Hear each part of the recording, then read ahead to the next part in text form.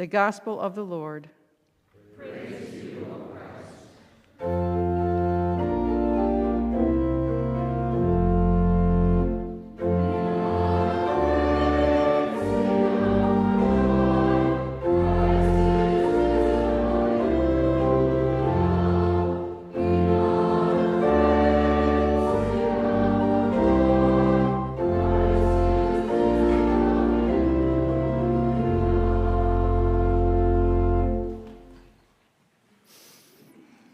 Good morning. Pardon me while I decorate for a second here. Is this hanging straight? Excellent. Some of you might already be realizing that today's sermon is a little bit of a sequel. A few years ago, first of all, pastors apparently like to take a break from preaching after Easter for some reason, so I've definitely preached on this Doubting Thomas story before. And a couple years ago, you might remember a story, if you know what this sign means, a sermon that I told that was a little bit similar to this one. But it's okay. I checked. You can repeat up to 60% of a sermon as long as it's under a new lead pastor. That's what the rule says, so it's okay. I appreciated Pastor Colleen helping us begin our day with kind of a letting go of some of the weight we carry. I want to do that again. I just want to evaluate. Everyone take a second and just feel your shoulders, feel your neck. Are you bringing any tension? Are you bringing any weight in with you today? I know that I am. I have this knot back here. It showed up around 2016. I thought I got rid of it for a few years there, but it's back. Maybe you have a similar one. There's a lot going on, and I'll be honest with you, as I was getting ready for the sermon today, it can kind of feel like a tough time to talk about the resurrection. I started to wonder if, maybe this Easter is a little more like Groundhog Day, where Jesus peeks his head out of the tomb, sees everything that's happening, and says, nope, 6 more weeks of Lent for you all. You need a little more time. But he didn't. Jesus went and told his friends instead, the disciples. So here we are, we have to talk about it. Actually, he didn't tell all of his friends, because Thomas was in the bathroom, I guess. Talk about bad timing for a potty break. While Jesus was breathing the Holy Spirit onto his friends, Thomas was spraying Febreze or something, I don't know. But he missed out on the beta launch of the Holy Spirit, the power to forgive sins, and seeing his friend and teacher literally resurrected from the dead. And when he got out, his friends tried to tell him everything that he missed, and he was like, guys, I've been in there like 10 minutes. What are you talking about? I enjoy humanizing characters in the Bible like this because it helps me realize that they're real people, just like I am. They have real feelings, real emotions, just like me. And this helps us understand stories, especially stories like this one, where those emotions and feelings are deep and real. I want to humanize Thomas in a little bit more serious way. Think about what he had just gone through. Just 2 days earlier, his friend and teacher was beaten, tortured, and executed in one of the most intentionally brutal ways ever invented by mankind, right in front of him. That is an incredibly traumatic experience. The last time I preached on this passage, I said that Thomas gets a bad rap in the Bible. But this time, I think that Thomas is actually being misdiagnosed. His hesitancy to believe that the story his friends tell him about Jesus' resurrection isn't doubtful. I think it's cynical. And cynicism is a very natural response for someone who is processing trauma or grief. I know there are some therapists, counselors out there who hopefully can back me up on this, even though I don't have the expertise myself. But cynicism is a defense mechanism that comes often from a place of deep wounds because it provides a sense of protection. It keeps you from being vulnerable again. It keeps you from trusting again, which those are inherently things that open us up to be wounded again, especially if we know the pain of being hurt before. I imagine someone who's escaped from an abusive relationship, and years down the road, they gain the courage to try again, but can't commit because they can't help but flinch at the kindest touch or hide from the smallest conflict, or even if their new partner shows nothing but the greenest of flags all the time, they still can't get themselves to be all the way there. Who would blame them for that doubt? No one. The only way forward for them, likely, would be to see kindness and gentleness embodied, proven, day after day, maybe for years.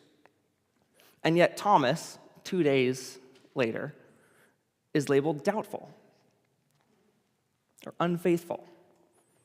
So I don't like this characterization of Thomas because I can relate to him. And I wonder if maybe you can too. Yesterday morning, the church council had a little mini retreat with Pastor Julia, who's a consultant helping us think through a variety of options regarding the future of the church. And a lot of these are creative solutions that meet challenges that are facing our church and the bigger church in the world today.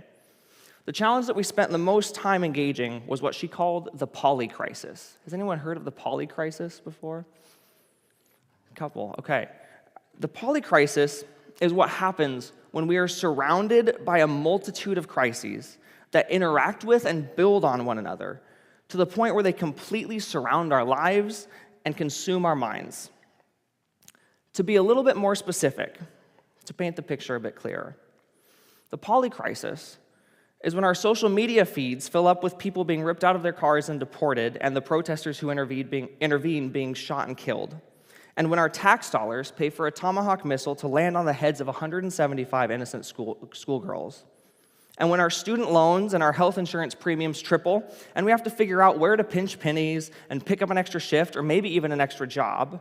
And while we're at it, we have to wonder if we've developed a professional skill set that protects us from being replaced by AI, or if we need to go back to school and change careers. And when we didn't get enough rain this year, so we have to make sure we're prepared for wildfire season, and when my paper straw completely disintegrates before I can finish my iced coffee. You get it. Anybody feel it? Like, that's it, right? You feel that knot? Yeah. This is a very traumatic experience. Sometimes, I think it's even being made traumatic for us on purpose to keep us from getting our heads above the water, where we could see more clearly that there are ways out, that there are ways forward. It's hard to see in the midst of all of this, the resurrection. It's hard to find hope. This is where we enter the Reverend Coach Lasso. And by the way, if you still haven't seen Ted Lasso, this worship service comes with homework. See the church office if you need a scholarship for your Apple TV subscription. Please don't do that. Please. I don't need anyone in there mad at me. But do watch it if you haven't. In the much lower stakes world of a fictional Premier League soccer team in southwest London, Coach Lasso encounters a protective cynicism from the locals, the die-hard fans who have been let down by their hometown football club before. They say this phrase, it's the hope that kills you. And in the middle of an important game, when his team is unable to see the possibility of a positive outcome, the coach addresses that expression in a locker room speech. He says, "I've been hearing this phrase y'all got over here that I ain't too crazy about.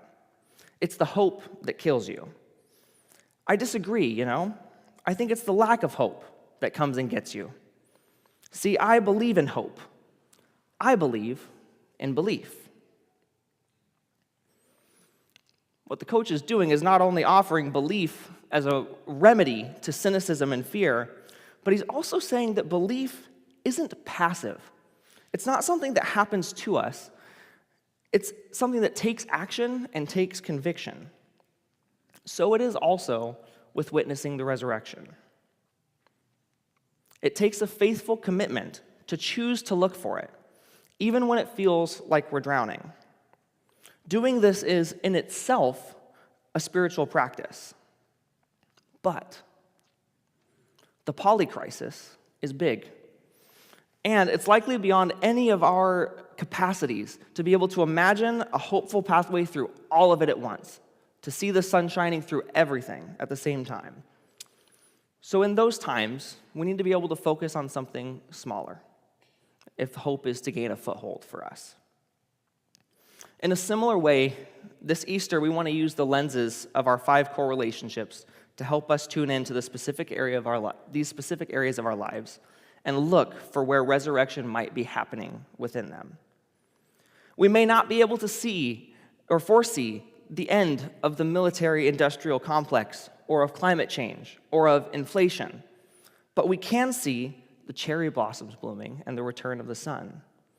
You can see resurrection in yourself when you do the thing you've been trying to get better at, even without realizing you're doing it. Anybody had one of those moments? Those are the best, right? We can see the resurrection in our communities and when people stand together for justice and in protection of the vulnerable.